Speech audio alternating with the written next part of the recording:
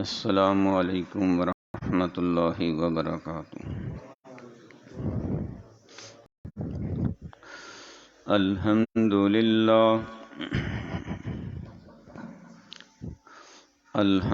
للہ نحمده ونستعینه ونستغفره ونعوذ باللہ من شرور انفسنا ومن سیئات اعمالنا، من يهده اللہ فلا مضل له ومن يضلله فلا هادی له، ونشهد أن لا إله إلا الله وحده لا شريك له، ونشهد أن محمدا عبده ورسوله، صلى الله عليه وعلى آله وأصحابه وأهل بيته وسلم۔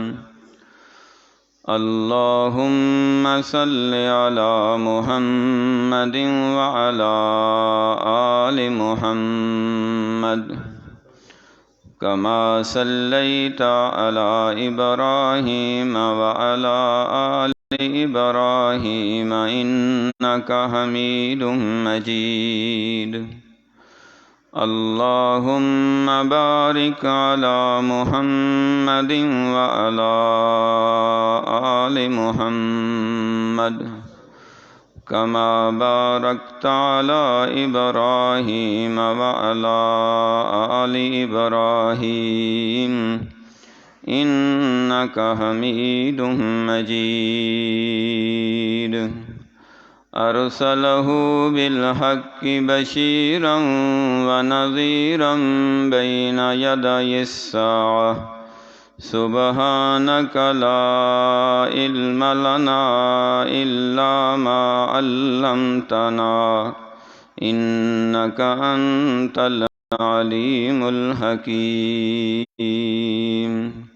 رب اشرح لي صدري ويسر لي أمري واحلل عقدة من لساني يفقه قولي، رب زدني علما وحلما وحكمة۔ أما بعد فإن أحسن الحديث كتاب الله، وخير الهدي هدي محمد صلى الله عليه وسلم، وشر الأمور محدثاتها، وكل محدثة بدعة، وكل بدعة ضلالة، وكل ضلالة في النار۔ قل رب أعوذ بك من همزات الشياطين وأعوذ بك رب أن يحضرون۔ أعوذ بالله السميع العليم من الشيطان الرجيم من همزه ونفخه ونفثه، بسم اللہ الرحمن الرحیم۔ وقال ربكم ادعوني استجب لكم، وقال ربكم ادعوني استجب لكم ان الذين يستكبرون عن عبادتي سيدخلون جہنم داخرین۔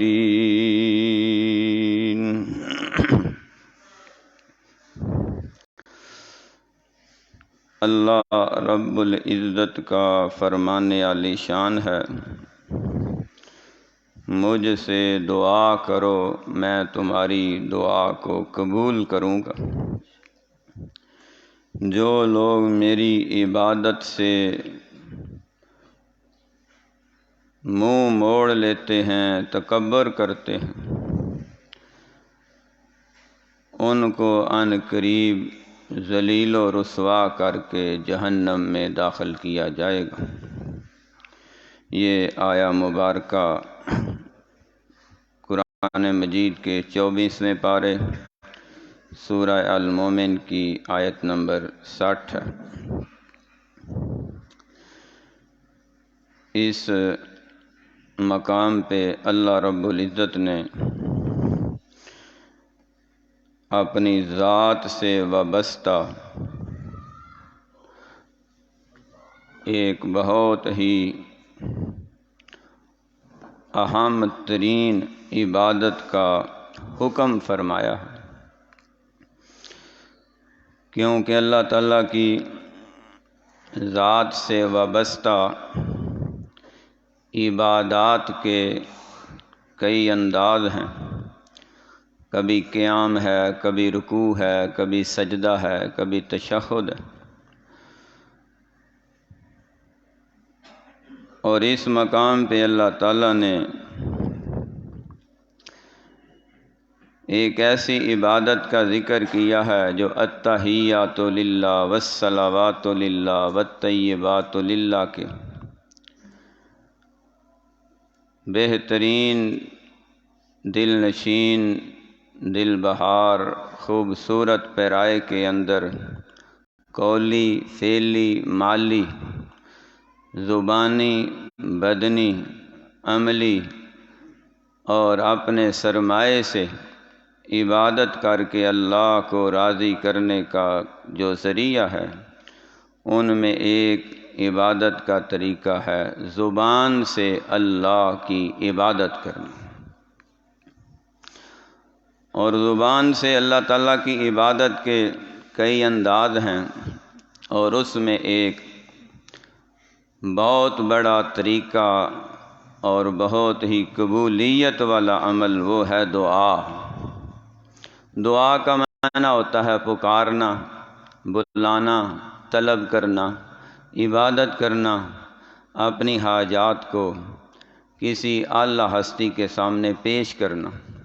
اس کے لیے کچھ شرائط ہیں اور کچھ ایسے مواقع ہیں، کچھ ایسے مراحل ہیں، ان سب کو من و ان پورے لوازمات کے ساتھ، شرائط اور آداب کے ساتھ اگر ادا کیا جائے تو اعلان کرنے والا مالک و مختار رب ذوالجلال تو علل اعلان پوری کائنات سے کہہ رہے ہیں، قال ربکم ادعونی استجب لکم، تمہارا رب تم سب سے کہہ رہا ہے مجھ سے دعا کرو، میں فوراً قبول فرما لوں گا۔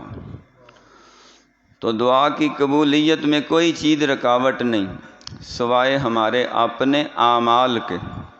دعا کی قبولیت میں کوئی چیز رکاوٹ نہیں سوائے ہماری غفلت اور سستی کے۔ اگر ہم اس غفلت اور سستی کو دور کر دیں اور خلوص نیت سے، طلب اور تڑپ سے اللہ تعالیٰ سے دعا کریں تو اللہ تعالیٰ نے دعا رکھی ہی قبولیت کے لیے ہے۔ مالک ہے، مختار کل ہے، شہنشاہ کل کائنات ہے، رب ذوالجلال ہے، پوری کائنات کا داتا و دستگیر غوث الاغیاث ہے۔ تو دعا کے لیے جو شرائط قرآن پاک کی آیات سے، احادیث سے اور صحابہ کے آثار سے، انداز سے علماء نے جمع کی ہیں، اس میں پہلی شرط یہ ہے کہ دعا اس سے کی جائے جو کسی کا محتاج نہ ہو۔ جس چیز کو مانگ رہے ہیں اس چیز کی اس کو خود ضرورت نہ ہو، اور جو ہم مانگ رہے ہیں وہ دینے پہ وہ مکمل اختیار رکھتا ہو، اور پھر اس چیز کو عطا کر کے احسان نہ جتلانے والا ہو، اور اس کے خزانے اس قدر وسیع و عریض ہوں کہ ایک دو نہیں، پوری کائنات بھی اس سے مانگتی رہے، خزانوں میں کبھی کمی بھی نہ آ سکے۔ تو یہ وہ علامات ہیں جو صرف اللہ رب العزت کی ذات کے لیے ہیں، کسی اور نبی، ولی، پیر، پیغمبر، بادشاہ اور بڑے ہی سرمایہ دار اعلیٰ دولت مند دنیا کائنات کے عرب و عجم، شرق و غرب، شمال جنوب، شرقی فرشی، ملکی، ملائکہ، جنات، انسان، دنیا کائنات میں کسی کے پاس وہ اختیارات نہیں جو مختار کل اللہ رب العزت کے پاس ہیں۔ اسی لیے اس مقام پہ اللہ تعالیٰ نے دعا کو اپنی عبادت کہا ہے۔ ان الذین یستکبرون عن عبادتی، جو میری عبادت سے منہ موڑ لیتے ہیں، یعنی دعا کرنا چھوڑ دیتے ہیں، سیدخلون جہنم داخرین، اللہ رب العزت فرماتے ہیں میں انہیں ذلیل و رسوا کر کے جہنم کا ایندھن بنا دوں گا۔ تو دعا یہ کرنے کے مختلف مراحل ہیں، انداز ہیں، اور سب سے بہترین طریقہ دعا کا وہ ہے جو آمنہ کے لال نے، عبداللہ کے در یتیم نے، ساری کائنات کے سردار محمد الرسول اللہ نے بیان فرمایا صلی اللہ علیہ وآلہ وسلم۔ آقا علیہ الصلوۃ والسلام نے اللہ تعالیٰ کی وحی کے مطابق جو نماز ترتیب دی ہے وہ ساری کی ساری ہے ہی دعا ہے۔ قدم قدم پہ آقا علیہ الصلوۃ والسلام نے دعائیں بتائی ہیں، جاگنے سے لے کے سونے تک، اور پھر گھر سے لے کے کاروبار تک، بیماری سے لے کے تندرستی تک، سفر سے لے کے حضر تک، بچپن سے لے کے جوانی تک، جوانی سے لے کے بڑھاپے تک، مرد سے لے کے عورت تک، اور پوری دنیا کائنات کے بچپن سے پہلے دن سے لے کے آخری دن تک کے لیے سونے پیارے نبی نے جو دعائیں سکھلائی ہیں ان میں قبولیت بھی ہے، اللہ کی رضا بھی ہے، اللہ کی عطا بھی ہے، اور جس میں اللہ رب العزت اپنی رحمتیں شامل فرما دیں وہ کبھی بھی خالی ہاتھ ہو ہی نہیں سکتا، اس کی جولی خالی رہ ہی نہیں سکتی۔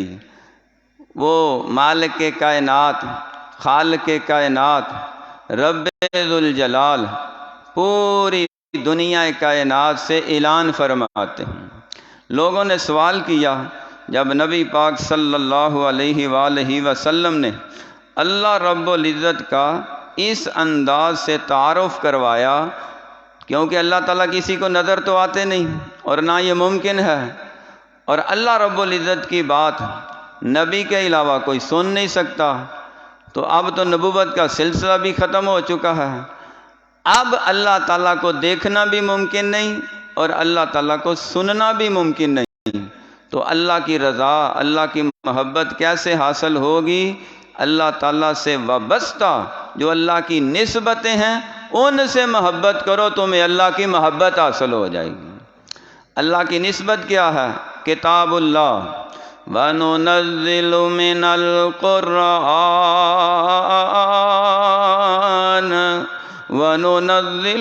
الْقُرْآنِ مَا هُوَ شِفَاءٌ وَرَحْمَةٌ لِّلْمُؤْمِنِينَ وَلَا يَزِيدُ الظَّالِمِينَ إِلَّا خَسَارًا۔ قرآن مکمل شفا ہے، ذَلِكَ الْكِتَابُ لَا رَيْبَ فِيهِ هُدًى لِّلْمُتَّقِينَ، پرہیزگار لوگوں کے لیے سرمایہ ہدایت ہے، یہ اللہ کی کتاب ہے، جو اللہ کی نسبت سے اس کتاب کو پڑھے گا، یاد کرے گا، حفظ کرے گا، عمل کرے گا، تبلیغ کرے گا، اللہ تعالیٰ اسے اپنی محبت عطا فرما دیں گے۔ اللہ کی محبت اللہ کی نسبت سے محبت ہے۔ اللہ کی ایک اور نسبت ہے، فَلْيَعْبُدُوا رَبَّ هَذَا الْبَيْتِ إِنَّ أَوَّلَ بَيْتٍ وُضِعَ لِلنَّاسِ أرسل الذي ببكة مباركا وهدى للعالمين۔ بیت اللہ، اللہ کا گھر، اللہ کی نسبت سے بیت اللہ سے محبت اس لیے ہے کہ وہ اللہ کا گھر ہے۔ تم بیت اللہ سے محبت رکھو، اللہ تمہیں اپنی محبت عطا فرما دیں گے۔ رسول اللہ، ما كان محمد أبا أحد من رجالكم ولكن رسول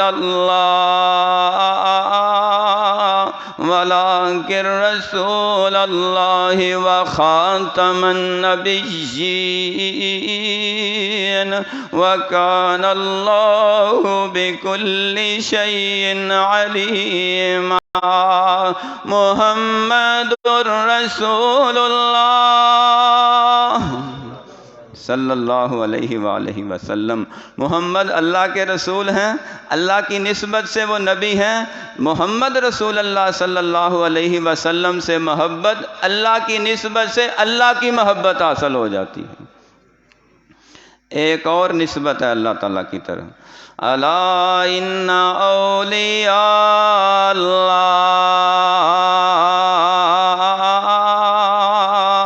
الا ان اولیاء اللہ لا خوف علیہم ولا هم يحزنون۔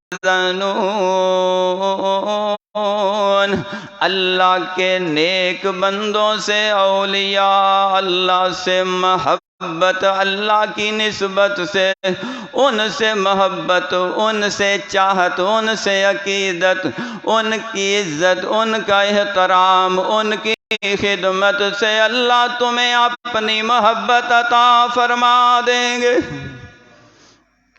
ایک اور نسبت ہے اللہ کی محبت کی، وَأَنَّ الْمَسَاجِدَ لِلَّهِ، أَنَّ الْمَسَاجِدَ لِلَّهِ فَلَا تَدْعُوا مَعَ اللَّهِ أَحَدًا۔ مسجدیں اللہ کی، یہ گھر اللہ کے، ان مسجدوں کی نسبت اللہ کے ساتھ، مساجد اللہ کی، مسجدیں اللہ کی، اللہ کی نسبت سے مسجد سے محبت کرو، مسجد کی دیکھ بھال کرو، مسجد کا خیال کرو، اللہ کے اس گھر کو رونق بخشو، اللہ کے گھر میں بار بار بار بار آنا جانا، یہاں حاضری رکھو، اللہ کے کسی کی گھر میں تم بار بار آؤ گے، اس سے محبت رکھو گے، اللہ تمہیں اپنی محبت عطا فرما دیں گے۔ صحابہ اکرام رضوان اللہ علیہم اجمعین سے جب اللہ کی محبت کا ذکر کیا تو اب ان کے دل میں ذوق اور شوق پیدا ہوا کہ ہم اللہ تعالیٰ کو دیکھنا چاہتے ہیں، اللہ تعالیٰ سے بات کرنا چاہتے ہیں، اللہ تعالیٰ سے ملنا چاہتے ہیں۔ تو اللہ تعالیٰ نے فرمایا دنیا میں یہ ممکن نہیں، لا تدرکہ الابصار وہو یدرک۔ اللہ تعالیٰ سب کو دیکھتا ہے، سب کی سنتا ہے، اللہ رب العزت سب کی ضرورتیں پوری کرنے والے ہیں، کوئی آنکھ دنیا میں اللہ تعالیٰ کو دیکھ نہیں سکتی ہے۔ آیت تو اتنی تھی، تو سرکار دو عالم صلی اللہ علیہ وآلہ وسلم نے اس پہ خود تشریح فرمائی، فرمایا اگر تم اللہ تعالیٰ کو دیکھنا چاہتے ہو تو محنت کرو، عمل کرو، نیک اعمال کرو۔ اللہ کی محبت تک پہنچنے کے لیے، اللہ کی زیارت حاصل کرنے کے لیے تمہیں جنت میں جانا ہوگا۔ اگر جنت میں پہنچ گئے تو پھر اللہ رب العزت تمہیں ایسے زیارت کروائیں گے جیسے تم 14ویں رات کے چاند کو دیکھتے ہو۔ تو 14ویں رات کے چاند کو دیکھنے میں کوئی شے رکاوٹ نہیں، بلکہ جو دیکھتے ہیں صحرائی زندگی میں رات کے سناٹے میں، انہیں 14ویں رات کا چاند اپنے محبوب سے زیادہ پیارا لگتا ہے، دیکھتے ہیں، دیکھتے ہی جائیں، دیکھتے ہی جائیں۔ اللہ رب العزت کی زیارت اس طرح ہوگی، یہاں علماء نے لکھا ہے، بڑے محبین نے اور بہت ہی زیادہ آقا علیہ الصلوۃ والسلام کی چاہت اور محبت میں اعلیٰ درجے تک پہنچنے والوں نے لکھا ہے، اصل میں نبی پاک صلی اللہ علیہ وسلم سامنے بیٹھے صحابہ سے یہ کہہ رہے تھے کہ تم جنت میں جا کے اللہ رب العزت کی اس طرح زیارت کرو گے جیسے تم مسجد نبوی میں بیٹھ کے آمنہ کے لال کی زیارت کر رہے ہو۔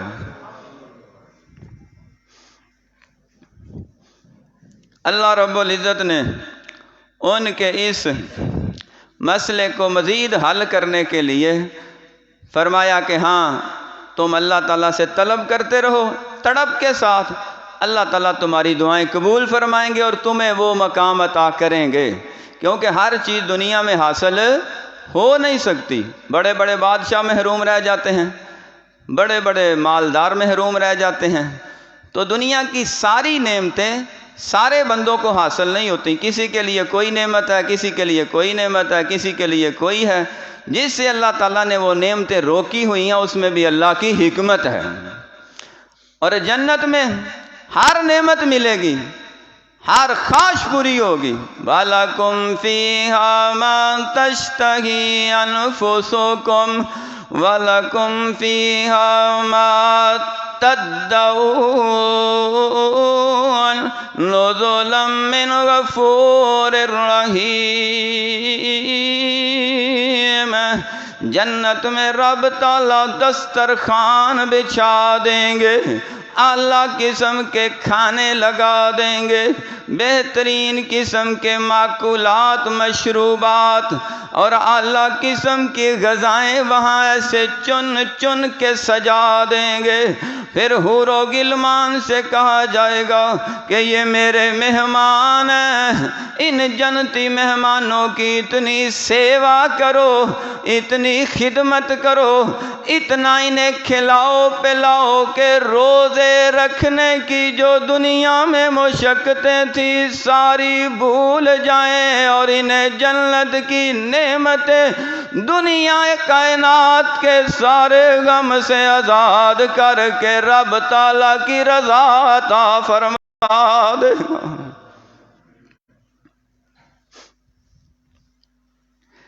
محنت سے ملے گا، مشقت سے ملے گا، کچھ حاصل کرنے کے لیے کچھ کرنا پڑتا ہے۔ صحابہ اکرام رضوان اللہ علیہم اجمعین نے پیارے نبی صلی اللہ علیہ وسلم سے مزید استفسار کیا کہ اللہ رب العزت سے اگر ہم ملنا چاہتے ہیں، بات کرنا چاہتے ہیں تو اونچی آواز سے پکاریں، آہستہ بولیں، یا دھیمے لہجے میں، یا اپنے دل میں؟ تو اللہ رب العزت نے فرمایا محبوب ان سے کہہ دیں نَحْنُ أَقْرَبُ إِلَيْهِ مِنْ حَبْلِ الْوَرِيدِ ادعوا ربکم تضرعا وخفیا، ان سے کہہ دیں وَإِذَا سَأَلَكَ عِبَادِي عَنِّي فَإِنِّي قَرِيبٌ أُجِيبُ دَعْوَةَ الدَّاعِ إِذَا دَعَانِ فَلْيَسْتَجِيبُوا لِي وَلْيُؤْمِنُوا بِي لَعَلَّهُمْ يَرْشُدُونَ۔ میرے بندے میرے بارے میں سوال کرتے ہیں آپ سے، اے نبی صلی اللہ علیہ وسلم ان سے کہہ دیں جس وقت بھی، جہاں بھی، جس حالت میں بھی مجھے پکارو گے میں تمہاری دعائیں قبول فرما لوں گا۔ قبولیت کے کچھ انداز ہیں۔ بعض دفعہ اللہ تعالیٰ فوراً جو مانگا جائے عطا کر دیتے ہیں، اس میں بھی اس کی حکمت ہے۔ بعض دفعہ اللہ تعالیٰ اس میں چیز کو مؤخر کر دیتے ہیں، تھوڑا عرصہ بعد عطا کرتے ہیں، اس میں بھی اللہ کی حکمت ہے۔ بعض دفعہ وہ دعاؤں اور التجاؤں اور مناجات کے عوض میں اللہ تعالیٰ آخرت میں ذخیرہ کر دیتے ہیں، جیسے نیک اعمال کا قیامت کے دن ہی ہمیں اجر و ثواب ملے گا۔ تو جب بندہ جس کی دنیا میں دعائیں قبول بعض ہوئی ہیں بعض نہیں ہوئی، تو قیامت کے دن جب اجر و ثواب دیکھے گا تو خواہش کرے گا کاش دنیا میں میری کوئی دعا قبول نہ ہوتی، ان ساری دعاؤں کو ذخیرہ بنا کے آج مجھے انعام عطا کیا جاتا۔ ایک چھوٹی سی دعا ہے، اللہم اغفر لی، رب اغفر لی، یا اللہ مجھے بخش دے، یا اللہ مجھے معاف کر دے۔ اب یہ بولنے میں چھوٹی جی ہے، الفاظ مختصر ہیں، لیکن اس کا رزلٹ آپ دیکھیں کہ یہ ایسے ہی ہے جیسے کسی بندے کے اوپر سزائے موت کا پرچہ ہو چکا ہو اور عدالت میں اس کی فائل کھول کے 1 2 3 میں فیصلہ ہونے والا ہو، جج جسٹس اس کے بارے میں سزائے موت کا اعلان بھی کر سکتا ہے، فیصلہ بھی کر سکتا ہے، اسے بری بھی کر سکتا ہے۔ اب اس بندے کی کیفیت کا کیا عالم ہوگا کہ اس کی زندگی اور موت کا فیصلہ ہونے والا ہے، اچانک ہی جج کہتا ہے جاؤ تمہیں باعزت بری کیا جاتا ہے۔ بتائیں اس بندے کے لیے اس سے بڑی کوئی خوشی ہے؟ کوئی خوشی نہیں ہے۔ قیامت کا دن ہوگا جس کو رب اغفر لی، اللہم اغفر لی کے عوض میں اللہ رب العزت کی عدالت عالیہ سے یہ فرمان جاری ہو گیا جاؤ تمہیں باعزت بری کیا، اس کے لیے قیامت کے دن کی سب سے بڑی خوشی یہی ہوگی۔ باقی دعائیں تو بعد میں ہیں، اور جو ڈھیروں دعائیں ہم نے دنیا میں کی ہیں ان کا جب صلہ ملے گا، ان کے جب انعامات ملیں گے، اور جب جنت کے باغات اور محلات دیکھیں گے، پھر یہ خواہش کرے گا کاش میں نے اپنے کاروباری معاملات کو کلوز کیا ہوتا، کاش میں نے اپنے گھریلو معاملات کو مختصر ٹائم دیا ہوتا، کاش میں نے اپنے دوستوں کے لیے وقت بالکل تھوڑا رکھا ہوتا، کاش میں نے دنیا داری کے لیے اپنے وقت کو بالکل اختصار کے ساتھ شارٹ ٹائم رکھا ہوتا، زیادہ وقت میں اللہ سے دعائیں کرتا گزار دیتا۔ اور دعا ایسی چیز ہے جو وضو کے ساتھ بھی ہو سکتی ہے، وضو کے بغیر بھی ہو سکتی ہے، گھر میں بھی ہو سکتی ہے، بازار میں بھی ہو سکتی ہے، کاروبار میں بھی ہو سکتی ہے، سفر میں بھی ہو سکتی ہے، حضر میں بھی ہو سکتی ہے، بیماری میں بھی ہو سکتی ہے، صحت میں بھی ہو سکتی ہے۔ تم کسی بھی حالت میں ہو، کسی بھی کیفیت میں ہو، حتیٰ کہ تم پاک صاف ہو تب بھی دعا ہو سکتی ہے، ناپاک اور نجس ہو، حالت طہارت میں ہو، غسل واجب ہو، پھر بھی دعا ہو سکتی ہے۔ دعا ایسا عمل ہے جو کسی حالت میں بھی کیا جائے سچے دل سے اللہ قبول فرما لیتے ہیں۔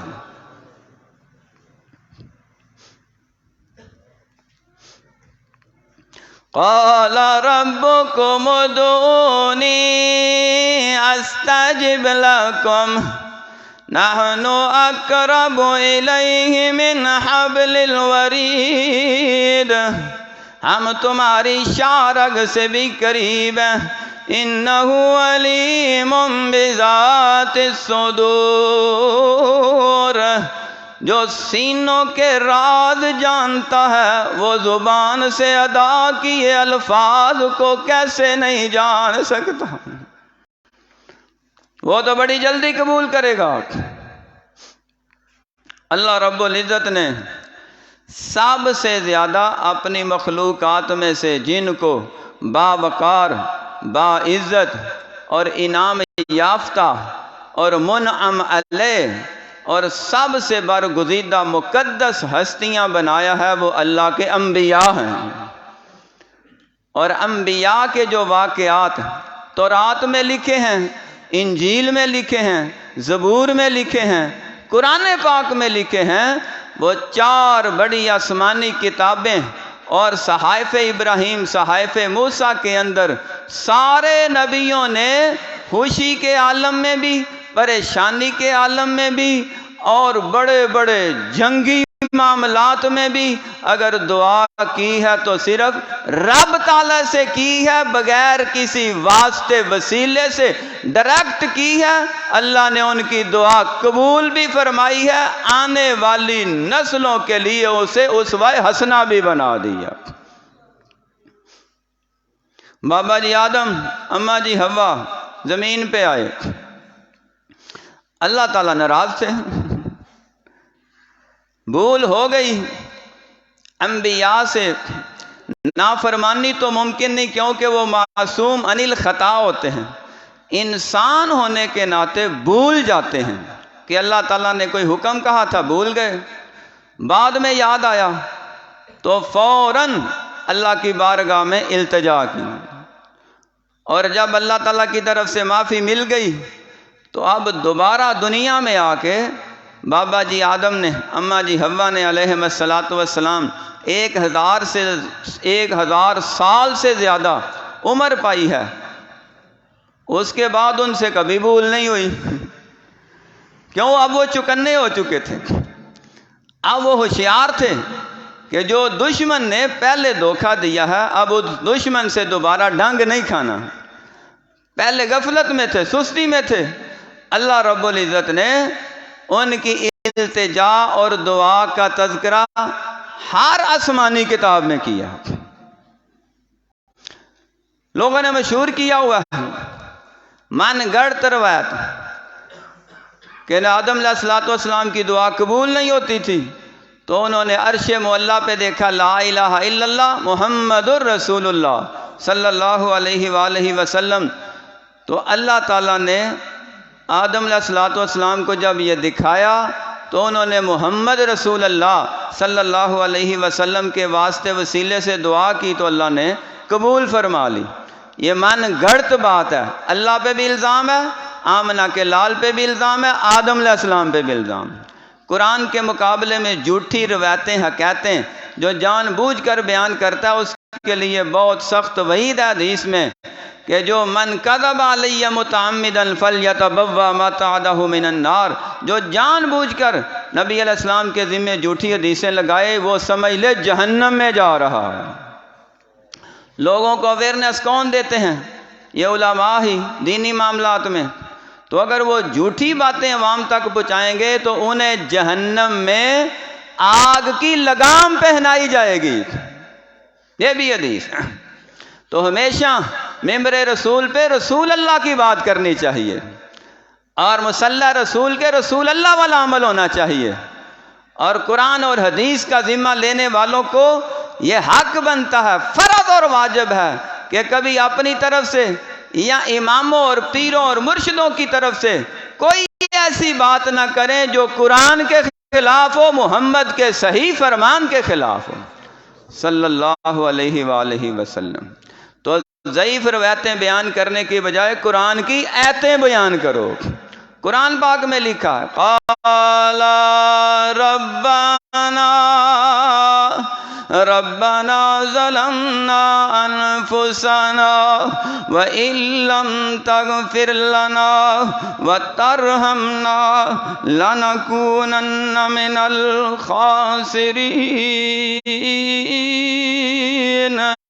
اے ہمارے پروردگار عالم، ہم سے اپنی جانوں پہ ظلم ہو چکا ہے، تیرے فرمان کو بھول گئے، اگر تو نے بخشانا معاف نہ کیا تو خسارہ ہی خسارہ ہے، مالک ناراض ہو تو ملازم کو، نوکر کو جو مخلص ہوتا ہے کھانا نصیب نہیں ہوتا، اسے پینا بھول جاتا ہے، اسے سونا بھول جاتا ہے۔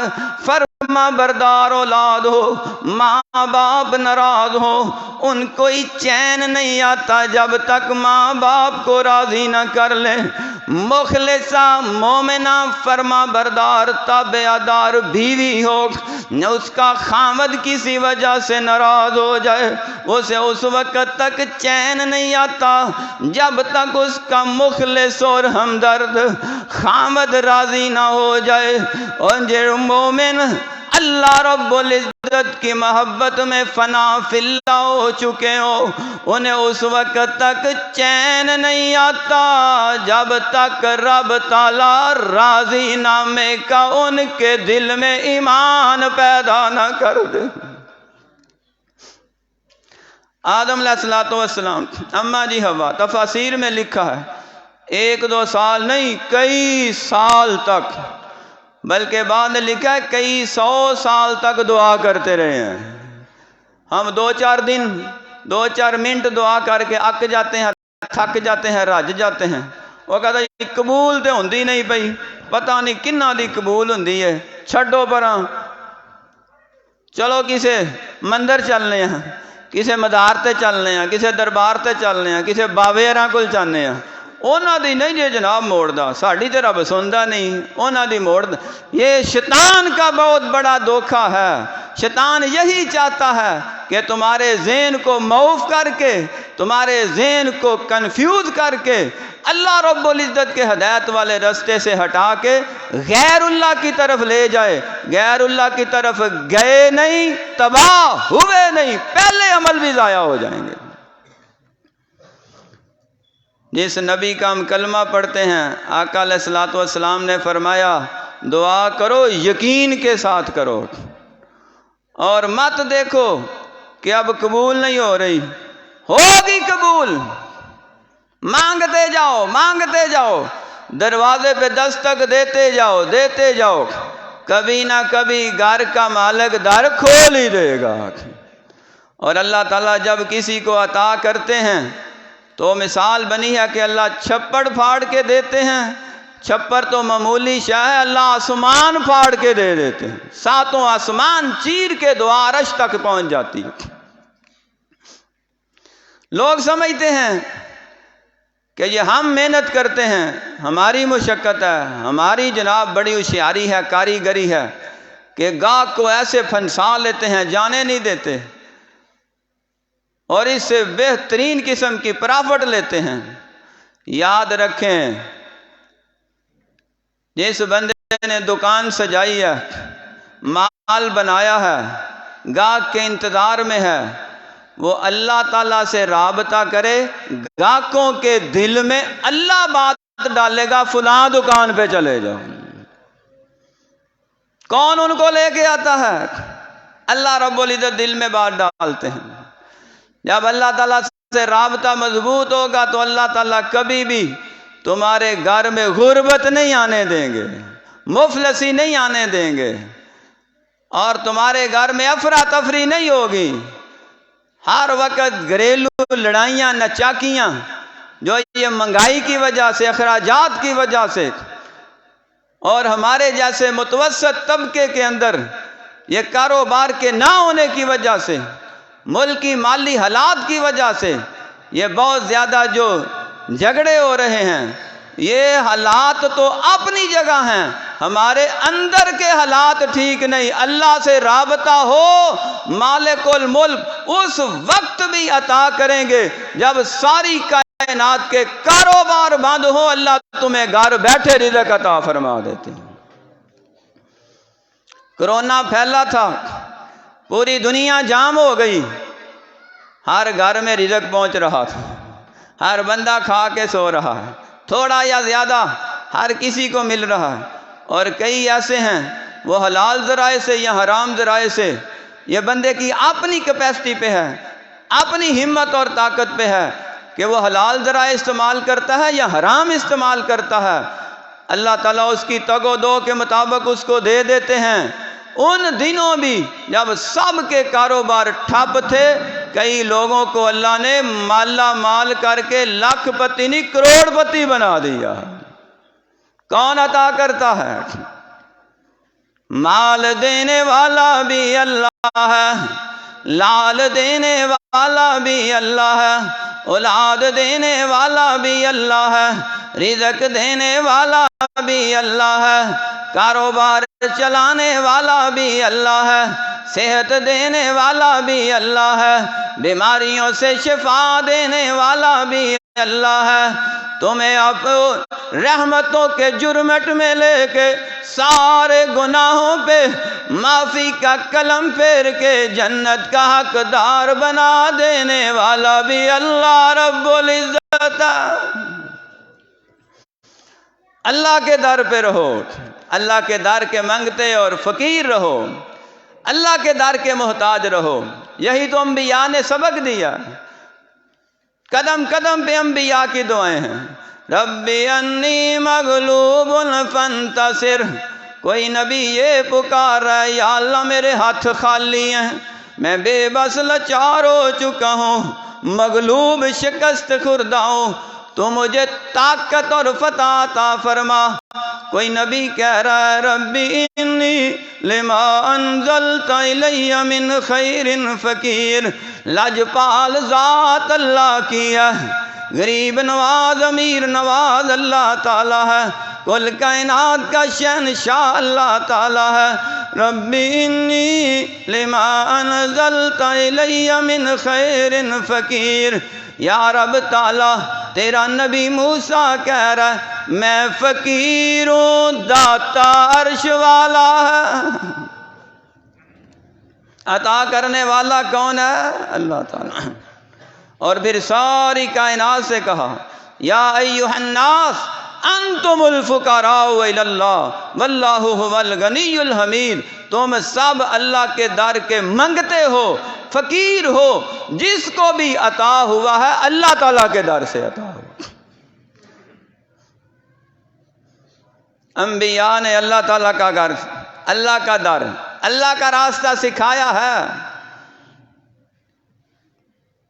ایک نبی بیماری کی وجہ سے پریشان ہے، سال ہا سال سے بیماری میں ہے۔ اللہ رب العزت جب بندے کے دل میں تڑپ ہونا تو اللہ تعالیٰ دل میں باتیں ڈالتے ہیں، دعا کرنے کے الفاظ بھی بتاتے ہیں، سکھاتے ہیں، اور اس انداز سے دعا کی جائے تو اللہ قبول بھی فرماتے ہیں۔ اب پیغمبر نے کیا کہا؟ ایوب اذ نادى ربه انی مسنی الضر وانت ارحم الراحمین، بیماریوں کی انتہا ہو چکی ہے، شہنشاہ لم یزل لا یزال مجھے شفا عطا فرما دے۔ اللہ تعالیٰ نے فرشتہ بھیجا، پاؤں مارا، زمین سے پانی نکلا، فرمایا پیو گے اندر کی بیماریاں دور، نہاؤ گے باہر کی بیماریاں دور۔ آسمان سے سونے کی اشرفیوں کی بارش ہوئی ہے اس نبی پہ، ہر شے اللہ نے عطا فرما دی۔ ایک اور پیغمبر ہے، قید میں ہیں، قید میں آ گئے، اور جیل بھی عجیب ہے، قید بھی عجیب ہے، مچھلی کے پیٹ میں ہیں، سمندر کے اندھیرے میں ہیں۔ اللہ رب العزت سے دعا کرتے ہیں ظنون اذ ذهب مغاضبا فظن ان لن نقدر عليه فنادى في الظلمات لا اله الا انت سبحانك انی كنت من الظالمین۔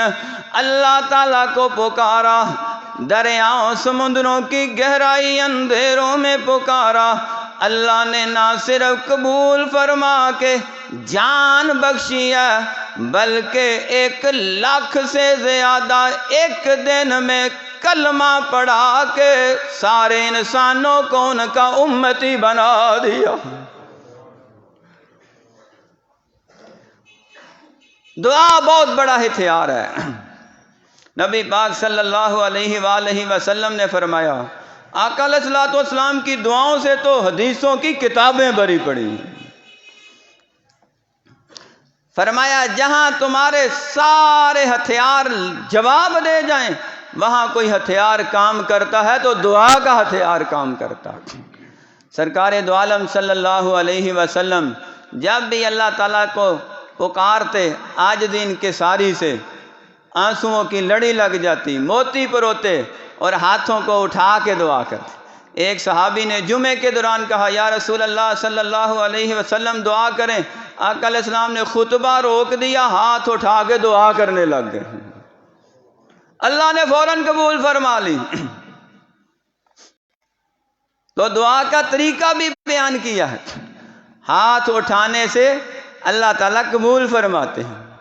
اور پہلے بھی کئی بار کہا ہے، کوئی بندہ کسی کے سامنے جس کو اللہ تعالیٰ نے عقل و فہم دیا ہے ایسے ہاتھ نہیں پھیلاتا ہے۔ کون کسی کے سامنے ہاتھ پھیلاتا ہے؟ یہ پیشہ ور منگتے، ان کو اس میں سے آپ منہا کر دیں، اور ہو بندہ غیرت والا، ہو بندہ عزت والا، وقار والا، کسی کے سامنے ہاتھ نہیں پھیلاتا۔ ہاں، اگر تم نے ایک ہاتھ پھیلانا ہے تو اپنے باپ کے سامنے ہاتھ پھیلایا کرو۔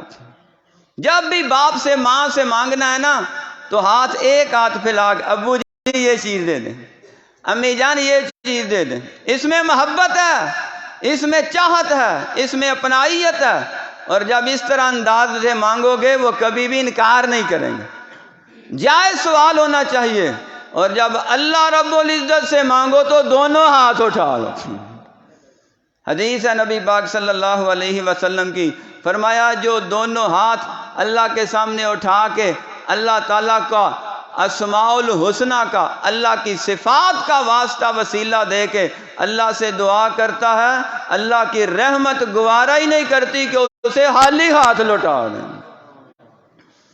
ایک اور حدیث میں ہے کہ جس کے سفید بال ہو جائیں تو وہ سفید بالوں کا اللہ تعالیٰ کے سامنے چہرہ لے کے، بھائی سفید بالوں کا چہرہ تو وہ لے گا جس کی داڑھی کے سفید بال ہوں، اور داڑھی بنا دے تو وہ کیا کہے گا؟ جب بال سفید ہو جائیں پھر تے داڑھی بنانا چھوڑ دو، اب تو توبہ کر لو۔ کب تک سنت رسول کو گندی نالیوں میں پھینکتے رہو گے؟ تو سفید داڑھی کے ساتھ جو اللہ تعالیٰ سے دعا کرتا ہے، آقا علیہ السلام نے فرمایا اس کی دعا بھی اللہ رد نہیں فرماتے ہیں۔ ننھے ہاتھوں سے جو معصوم بچے دعا کرتے ہیں اللہ ان کی دعا قبول فرماتے ہیں۔ بارش کے موسم میں اللہ دعا قبول فرماتے ہیں، اذان کے وقت اللہ دعا قبول فرماتے ہیں، نماز سے پہلے بعد میں اللہ دعا قبول فرماتے ہیں۔ بعض اوقات ایسے ہیں جیسے تہجد کا وقت ہے، خصوصی وقت ہے، اس وقت اللہ تعالیٰ خود آوازیں دے دے کے کہتے ہیں آؤ مجھ سے مانگو میں عطا کرتا جاؤں گا۔ کچھ جگہیں ایسی ہیں جن جگہوں پہ اللہ کی رحمتیں آوازیں دیتی ہیں، جیسے بیت اللہ ہے، روضہ رسول اللہ ہے، ریاض الجنہ ہے، منام الزلفہ عرفات ہے۔ حج عمرے کے دوران جو بھی دعا کرو اللہ قبول فرما لیتے ہیں۔ یعنی کچھ جگہیں ایسی ہیں، کچھ وقت ایسے ہیں، اور کچھ افراد ایسے ہیں جن کی دعا اللہ رد نہیں کرتے۔ ماں باپ کی دعا اولاد کے حق میں قبول ہوتی ہے، بادشاہ کی دعا رایا کے حق میں قبول ہوتی ہے، مظلوم کی دعا قبول ہوتی ہے، بیمار کی دعا قبول ہوتی ہے، مسافر کی دعا قبول ہوتی ہے۔ جو بھی ان حالتوں میں کسی حالت میں جائے وقت ضائع نہ کرے، اس وقت کو بیکار ایسے گزار نہ دے، بلکہ وقت کو غنیمت سمجھ کے اللہ سے دل کی دعا کرے، اللہ یقیناً قبول فرما لیں گے۔ اللہ تعالیٰ سمجھنے کی اور عمل کرنے کی توفیق عطا فرمائے۔ وما علیہ الا البلاغ المبین۔ اللہم صلی علی محمد وعلی آلہ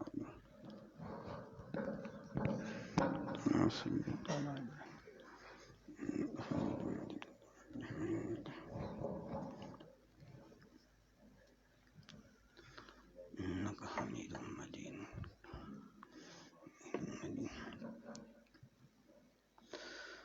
تو نماز میں انشاءاللہ دعا ہوگی۔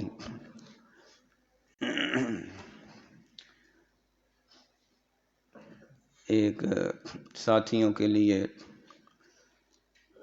میں سمجھتا ہوں، میرے لیے تو اس سے بڑی خوشی کی انتہا نہیں، تو آپ کو بھی یقیناً سن کے خوشی ہوگی، اور ساتھ میری دعا بھی ہے اللہ تعالیٰ آپ کو بھی اس خوشی میں شامل فرمائے۔ کل کی فلائٹ سے عمرے کی سعادت کے لیے جا رہا ہوں، اللہ رب العزت صاحب کو یہ سعادت نصیب فرمائے۔ تو انشاءاللہ اگلا جمعہ ملک صاحب بتا رہے تھے قاری تنویر قمر صاحب پڑھائیں گے، اس کے بعد کے جمعہ عید انشاءاللہ قاری شہباز صاحب پڑھائیں گے۔ تمام ساتھی اسی طرح اللہ کے گھر کو رونق بخشیں اور اس گھر کی آبادی کے لیے اللہ سے دعا کرتے رہیں انشاءاللہ۔ میں بھی ادھر آپ سب بھائیوں کے لیے دعا کروں گا۔ جن ساتھیوں کو پتہ چلتا رہا ہے، کوئی کہتا ہے یہ دعا کریں، کوئی دعا کہتا ہے کوئی یہ دعا کریں۔ کل ادھر ایک مکی مسجد میں ایک ساتھی نے مجھے ایک دعا کے لیے کہا، میں تو بڑا ہی متاثر ہوا اس کے الفاظ سن کے۔ اس نے کہا جی میرے یہ دعا کریں اللہ تعالیٰ مجھے شہادت کی موت نصیب فرمائے۔ اللہ، میں نے کہا دیکھو تقریباً اگر 100 میں سے 90% کی دعاؤں کا میں زیادہ لوں نا، جن ساتھیوں نے کہا، ظاہر بات ہے جو بھی جاتا ہے لوگ کہتے ہیں بھائی دعا کریں، تو تقریباً 90% ایسے لوگ ہیں جنہوں نے اپنی دنیاوی مسائل کے لیے کہا۔ ظاہر بات ہے یہ پیش آمدہ ہیں تو یہ بھی حل ہونے چاہیے۔ اور بعض ساتھیوں نے یہ کہا بس یہ دعا کریں اللہ تعالیٰ ہمارے گناہ معاف فرما دے، ہمیں بخش دے۔ ان میں سے ہر ساتھی نے یہ بھی کہا ہے کہ یہ دعا لازمی کرنا کہ اللہ تعالیٰ ہمیں بھی بار بار وہاں کی حاضری نصیب فرمائے۔ اللہ رب العزت سے بھرپور دعا ہے۔ مجھے وہ ساتھی بار بار یاد آ رہے ہیں جو پچھلی بار میرے ساتھ تھے، حاجی عبدالغفور صاحب، ملک ریاض صاحب، اور دشان بھائی آئے ہیں ماشاءاللہ۔ یہ بھی ہم تو غار حرا گئے، غار حرا پہ رات رہے تھے، اللہ اللہ یادگار سفر تھا۔ اور بھی جن ساتھیوں نے خاص طور پہ دعا کے لیے کہا ہے، سب نام میرے ذہن میں ہیں، اللہ رب العزت سب کی دلی مراد پوری فرمائے۔ تو دوسرا اعلان یہ سعید بھائی کے لیے ہے جو ماشاءاللہ ریکارڈنگ کرتے ہیں۔ اللہ تعالیٰ اس بھائی کی جوانی میں، صحت میں، بھائی عمیر کی یہ محنتوں میں قبول فرمائے، برکتیں عطا فرمائے۔ میری دلی دعائیں ہیں، یہ ایک تبلیغ کا ذریعہ ہے۔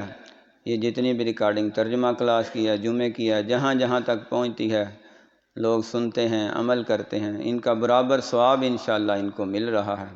اللہ تعالیٰ ان کے گھر میں بھی خیر و برکات کا نزول فرمائے، جملہ مسائل حل فرمائے اور دلی مرادیں اللہ پوری فرمائے۔ بیماروں کے لیے ساتھیوں نے کہا دعا کریں اللہ بیماروں کو شفا عطا فرمائے۔ ملکی حالات کے لیے کہا اللہ تعالیٰ ملکی حالات درست فرمائے۔ یہ بارشوں کا بے وقت ہونا، ان سے بھی اللہ تعالیٰ حالات درست فرمائے۔ ہماری فصلوں کی اللہ حفاظت فرمائے۔ بے اولادوں کو اللہ نرینہ اولاد عطا فرمائے۔ جو بے روزگار ہیں اللہ رزق عطا فرمائے۔ جو قرضے کے بوجھ تلے ہیں اللہ تعالیٰ انہیں قرض سے خلاصی عطا فرمائے۔ بے گھروں کو اپنے گھر عطا فرمائے۔ الحمدللہ نحمدہ ونستعینہ ونستغفرہ ونعوذ باللہ من شرور انفسنا ومن سیئات اعمالنا، من یہدہ اللہ فلا مضل لہ ومن یضللہ فلا ہادی لہ، ونشهد ان لا الہ الا اللہ وحدہ لا شریک لہ، ونشهد ان محمدا عبدہ ورسولہ صلی اللہ علیہ وعلی آلہ واصحابہ واہل بیتہ وسلم تسلیما کثیرا۔ اللہم صلی علی محمد وعلی آل محمد کما صلیت علی ابراہیم وعلی آل ابراہیم انک حمید مجید۔ اللہم بارک علی محمد وعلی آل محمد کما بارکت علی ابراہیم وعلی آل ابراہیم انک حمید مجید۔ پتہ نہیں کیوں رہ کہ مجھے وہ بابا طارق صاحب یاد آ رہے ہیں، اللہ تعالیٰ ان کی بخشش فرمائے۔ یہ مجھے یہاں لانے والے یہ تھے، یہ بابا جی ساق صاحب اور طارق صاحب ملک صاحب نے بھیجا، ادھر سے یہاں لائے۔ اللہ مجھے مسکین کی بھی یہ خدمتیں اپنی بارگاہ میں قبول فرمائے۔ اور بھی جتنے بزرگ جماعتی یہاں سے فوت ہو چکے ہیں اللہ تعالیٰ سب کی بخشش فرمائے، سب کی مغفرت فرمائے۔ ادھر ایک بھائی سیف اللہ صاحب آتے ہیں، وہ پہلے ان دنوں میں جہاں یہاں کوئی مراحل تھے، ابتدائی مراحل میں، تو وہ پرانی باتیں سنا رہے تھے، بڑا دل نرم ہوا ان کی باتیں سن کے۔ اللہ تعالیٰ سب کی بنیادی یہ مسجد میں جو خدمات ہیں، نمازیوں سے، اہل علاقہ سے لے کے محترم امتیاز جوید بٹ صاحب، سب کی محنت اللہ بارگاہ میں قبول فرمائے۔ ایک بار پھر دعا کرتا ہوں، دل سے دعا کرتا ہوں، جن ساتھیوں نے یہ بیٹری کا انتظام کیا، UPS کا، یہ بہترین کلینوں کا انتظام کیا ہے، اور جن ساتھیوں نے اس کے لیے کوشش کی ہے، بھائی سعید صاحب ہیں، اعظم انصاری صاحب ہیں، بابا جی اسحاق صاحب ہیں، اللہ سب کی محنتیں اپنی بارگاہ میں قبول فرمائے، دنیا آخرت کی نعمتوں سے مالا مال فرمائے۔ اللہم انفعنا بما علمتنا وعلمنا ما ينفعنا وزدنا علما، اللہم انصرنا ولا تنصر علینا وعزنا ولا تذلنا وزدنا ولا تنقصنا وارحمنا انت مولانا فانصرنا علی القوم الکافرین۔ سبحان ربک رب العزة عما یصفون وسلام علی المرسلین والحمد للہ رب العالمین۔